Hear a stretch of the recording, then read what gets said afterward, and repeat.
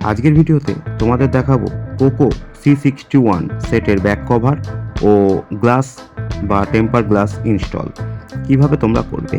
আর এই ব্যাক কভারগুলো এখন কিন্তু নতুন বেরিয়েছে।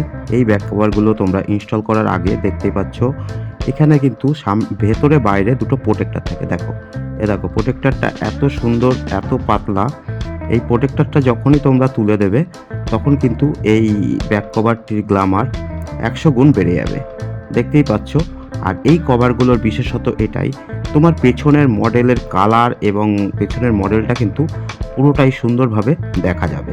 দেখো আমি সেটটা লাগালাম, পেছনটা কত সুন্দর লাগছে। এই কভারগুলো কিন্তু এখন খুবই চলছে এবং এই কভারগুলো যখনই তোমরা ইনস্টল করবে বলে নিলাম প্লাস্টিকের ইয়েটা তুলে দেবে, প্রোটেক্টরটা। আর এবার দেখো গ্লাসটাকে আমি এর ওপর ইনস্টল করে তোমাদেরকে দেখাবো কিভাবে তোমরা নিজের হাতেই বাড়িতে বসে নিজের ফোনের টেম্পার্ড গ্লাস নিজেরাই সেট আপ করবে বা লাগাবে। সবটাই তোমাদেরকে দেখিয়ে বুঝিয়ে দেবো আজকের এই ভিডিওর মাধ্যমে। তো দেখতে থাকো ভিডিওটা, আমি কিভাবে এটাকে লাগাচ্ছি। প্রথমে দেখো একটু ক্লিনার নিয়ে ভালো করে গ্লাসের ওপরে এই ডিসপ্লেটাকে পরিষ্কার করতে হবে, যাতে কোনো রকম এক ফোঁটা ধুলোবালিও যাতে এর ওপর না থাকে।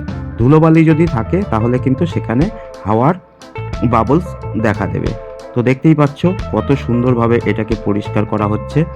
এটাকে যত ভালো করে পরিষ্কার করবে তোমার গ্লাস প্রোটেক্টর ফিটিংস তত ভালো হবে। সেই কারণে সবার প্রথমে তোমাদের মনোযোগ দিতে হবে, এটাকে যত সুন্দরভাবে পরিষ্কার করে ডাস্ট ফ্রি করবে। একটুখানি ডাস্ট থাকলেও কিন্তু সেটা গ্লাস প্রোটেক্টর বসানোর ক্ষেত্রে ঠিকঠাক নয়।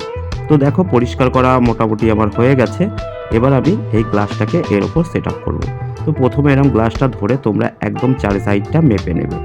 নিয়ে গ্লাসটাকে যখন তোমরা আস্তে করে হাতটা ছেড়ে দেবে পুরো সেট আপ করে, তখন দেখো গ্লাসটা কিন্তু একা একাই এতে লেগে যাবে।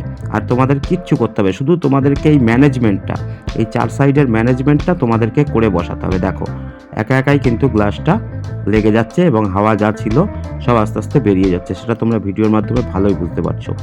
তো গ্লাস ফিটিং করার পরে তোমরা আস্তে করে এরকম চার সাইড দিয়ে একটুখানি হালকা প্রেস করে যে অবশিষ্ট হাওয়াগুলো থাকবে পাশে সেগুলো বের করে দেবে, তাহলে কিন্তু একদম সুন্দর একটা ফিটিংস চলে আসবে।